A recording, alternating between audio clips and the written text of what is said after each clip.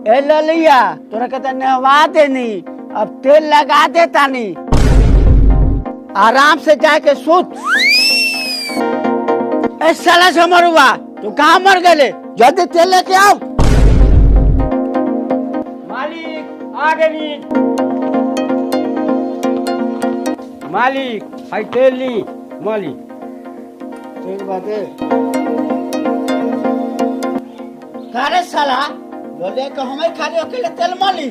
ए साला तू तेल मल दिया मालिक, हम मला तानी बोल साला। ए झमरुआ, हम जेता मेहरारू से प्यार ना करिले ओकरा से ज्यादा प्यार हम एकरा से करिले।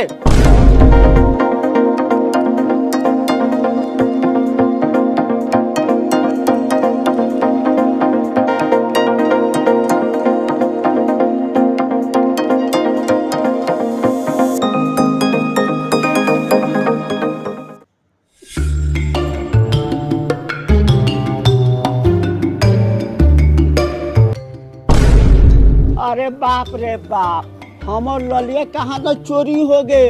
अरे बाप रे बाप, यहाँ बांध के रख रही ओकरा के। अरे बाप रे बाप, हमर भैंसी चोरी हो गए। आई झमरुआ, हमर ललिया चोरी हो गए बा। पीएसपी के बुलाओ, हमरा ललिया मिले के चाही।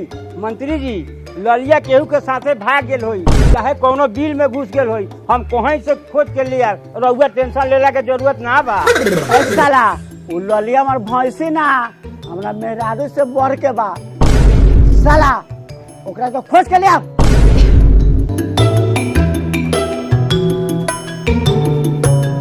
हाँ दरोगा साहब जल्दी आवल जाओ, मंत्री जी के ललिया चोरी हो गल बा।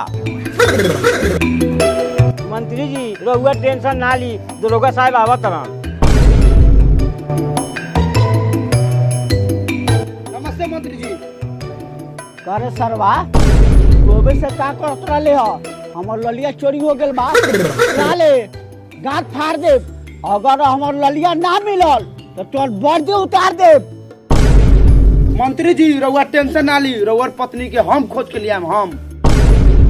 हमरा रहते हुए मंत्री जी मैडम के कुछो ना होई, हम बचाए मैडम के। हम आई दरोगा, हमर मेहरारू ना, हमर ललिया भैंसी चोरी भेल बा, तो जाके खोज के ले आओ। सर हाँ ललिया, हम तो समझनी इनकर मेहरारू के नाम बा। ई तो सरवा भैंसी के बारे में कहतल। इतना दिन खराब आ गेल बा कि हमनी भैंसी खोजम। का रे तोनी के काट में का फूसा फूसी पहले बारे जाके हमरा ललिया के खोज के ले आओ, ना तो तोहनी के खैर ना होई खैर। मंत्री जी रउआ खिसियाई ना, रउआ ललिया धरती में होके चाहे आसमान में होके हम ओकरा के खोज के लियाम। ठीक बा मंत्री जी, प्रणाम। अरे बाप रे बाप, हमर ललिया कहाँ चल गए? चुप रही।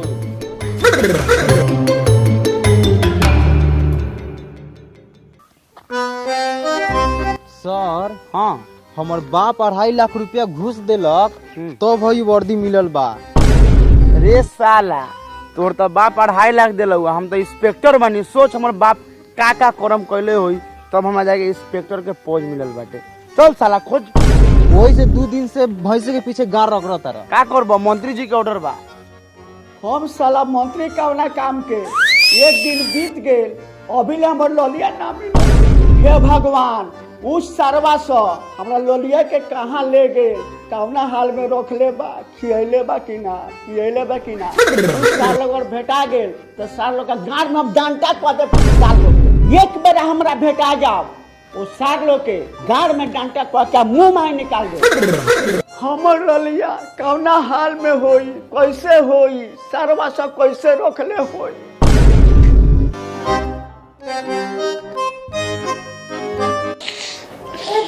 पानी पी ली।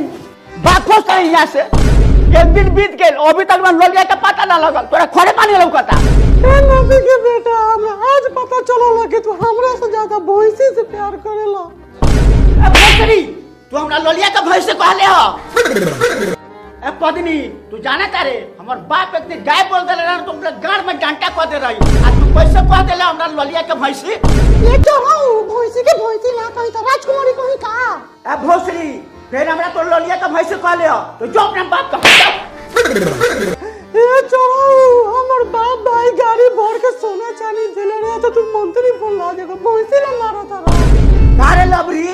बाप माटी के सोना चांदी सब मंत्री बनल बानी, हमरा के पब्लिक वोट देले बा तब हम जीतल बानी, तब आज मंत्री बनल बानी। हो चढ़ाऊ तो हमार बापा मतरिया के सोनवा चढ़िया दे रहे तुम तेरा बाप के घर में घुस गए। ए हे ई पदी बड़ी लबर लबर बोलाता, हाथ तो यहाँ से तो भूल जाए के मंत्री बानी तोरा हम खून कर दे।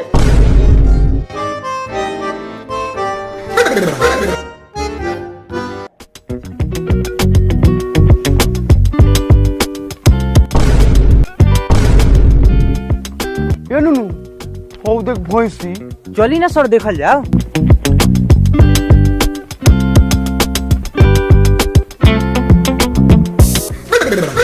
सर ये तो मंत्री जी लेखा मार खाबा। सर देखिए तो ये भैंसिया है का, देखिए ना आगे नहीं मारेगा, आगे जाइए ना। अरे नहीं मारेगा, जाइए ना। ये साला भैंसिया तो अभी ले मार के मैं गान में प्राण निकाल देबई। तोरा मोबाइल में फोटो बन निकाल देख।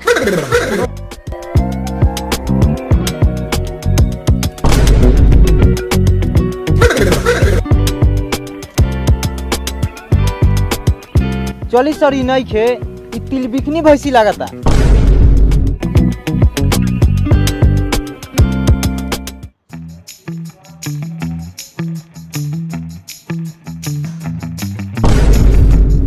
सर ई तो 100% नहीं है। काहे हो? सर एक पास 3 गो गोल का बा, ओकरा पास 1 गो गोल का नहीं। हट नुनू जी, खाली गोलके या लमके के बात करते हैं यार। ओह अरे हम घंटी के बात कर रहे हैं, आप क्या समझ लिए हैं? अच्छा घंटी दिए कोई तरह नहीं हवे। ई नहीं के चलिए आगे देखल जाओ। ए जी आज ना खाना खाना ले। ए भोसरी चले मन ललिया ना मिली तो ले खाना पानी हगल मुता सब बंद।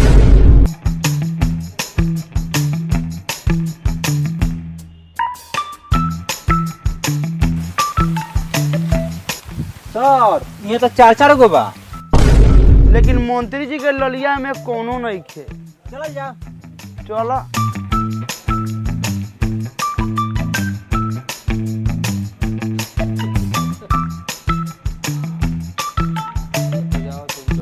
साला यार एक दिन बीतल 2 दिन बीत गए, इस साल हमार ललिया मिलत नहीं खे। आई भोसरी बात हमरा के हैरान कैले बा। इस साले के हम इस साले के निकाल के नजर भेज के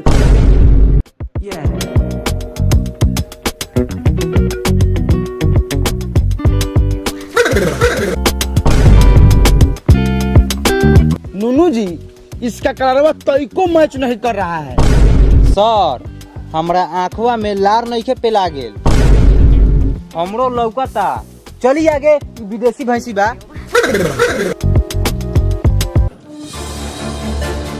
हेलो नमस्कार प्रणाम, आप देख रहे हैं कल तक भोजपुरी और कल तक भोजपुरी में आप सभी का बहुत बहुत स्वागत है। तो मैं रिपोर्टर मनोहर लाल यादव, कैमरामैन रंजन चौधरी के साथ में, और आज आप लोग को बता दे मैं आ चुका हूं मंत्री झगड़ू महतो के घर पे। तो आप लोग को बता दूं हमको मिली है बहुत ही सनसनीखेज कहानी। तो चलिए सुनते हैं मंत्री जी का जुबानी। कैमरामैन फोकस करो। तो चलिए आपको मिलाते हैं मंत्री झगड़ू महतो जी से, यहाँ पे बैठे हुए हैं। बताइए क्या हुआ है और कौन सा ऐसा सनसनीखेज मामला आपके घर से निकल कर पूरे मीडिया में छाए हुए हैं। आप पूरे मीडिया में आप ही का चर्चा हो रहा है, हर जगह हो रहा है। बताइए ऐसा क्या हुआ है। तो मंत्री जी बताइए क्या हुआ है आपके साथ।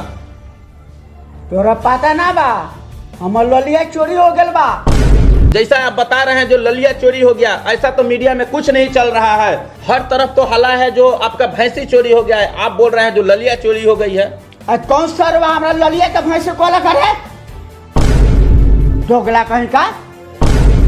देखिए आप लोग दिल पे ना लीजिएगा, मंत्री जी थोड़े गुस्सा हो गए हैं क्योंकि इनका ललिया के कोई भैंसी बोल दिया है।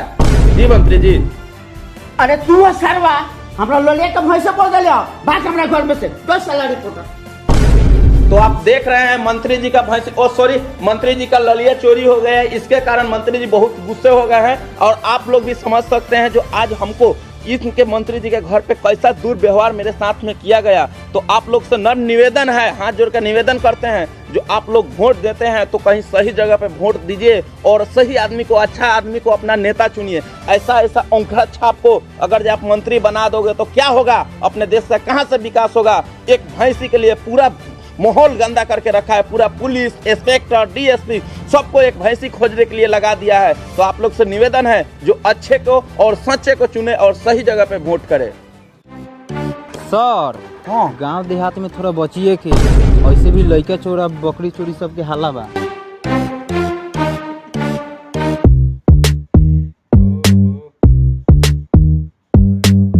सर हमरा इहे लागता। और ए नुनू हमरो बुझाता।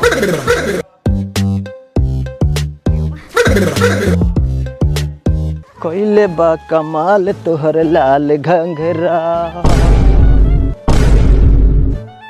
अरे हमरा भैंसिया के का करई त सर। अरे बाप रे बाप, ई सरवा सब भेष बदल के भैंसी चरावे आले बा। अरे बाप रे।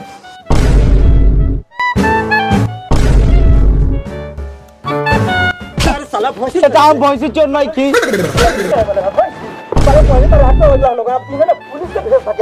चाचा भैंसी चोर नहीं की। ओ चाचा भैंसी चोर नहीं की हमने। ए बगो लाठी ले आओ, भाला ले आओ। ए फाटा काट साला के। साले आज चाचा भैंसी चोर ना मानी, ओरिजिनल पुलिस मानी। हाँ ओ चाचा हमने ओरिजिनल पुलिस नहीं मानी, मत मारा हमने के। पुलिस हम कैसे मानी रे तोनी ओरिजिनल पुलिस बारे? हाय लौकता। सर हमरा से बहुत बड़का गलती हो गेल। हम जानलिए कि चोर साल बा पुलिस के भेष ध के। सर माफ कर दिया हमरा के, बड़का गलती हो गेल, हमरा से माफ कर दिया सर, हमरा के माफ कर दिया सर, हमरा के माफ। अच्छा कोनो बात ना, सेक तो देवे कहला। लेकिन सर रउवे लोगन के कोनो गलती बा, भैंसिया काहेला खोले रहली है?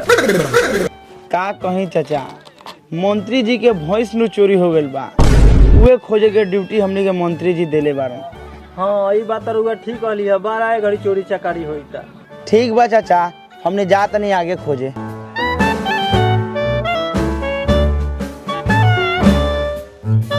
चोर लबार का चक्कर में आजकल निम्नो आदमी पीटा जाता। सर खोजत खोजत तो 3 दिन बीत गेल, लेकिन मंत्री जी के ललिया ना मिलल। नूनू जी रउआ कहे के मतलब बा मंत्री जी के ललिया उड़हर गए। रउआ जे समझी। चली बहुत जोर से प्यास लागल बा।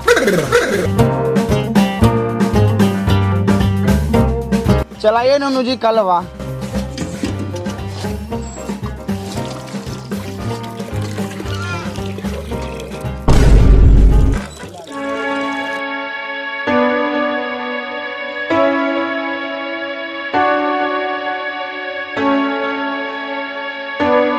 सर ये भैंसिया बा। रुक साला, भागे कहां जा रहा है? रुको, कह रहा साला भैंस चुरे बे। ए साला भैंस चुरे बे। भैंस चुरे बे। बोल साला, तू भैंस चुरे बे, बोल साला।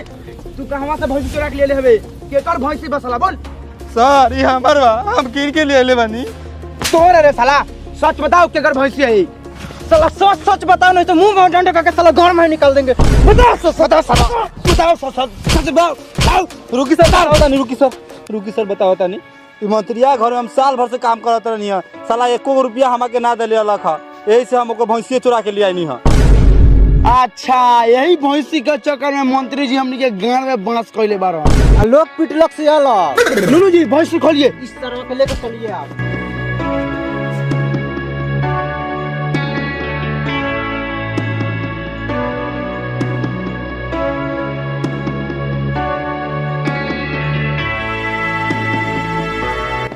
मंत्री जी भैंसिया चोर दोनों मिल गए बा, निकल जाओ बाहर।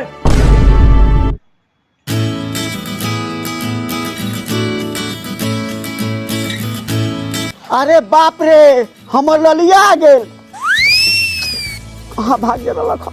अरे हमर ललिया के कौन सरवा चोरे लखा रे? मंत्री जी हाइए सरवा चोरा रखा। हट साला, ले जो सरवा के। 3 दिन हमरा ललिया के नुका के रख रखा, ओरा के भूखे प्यासे रख रखा। वो ये साला के भूखे प्यासे रखिए। अरे ललिया हमार कहाँ रखा? बाप रे बाप, अरे बाप रे, वहाँ पागल हो गए रहनी हो। चलते बाप रे बाप, हाथ खराब लगा। अब हम फूस पानी पूरा हमारे ललिया आ गए।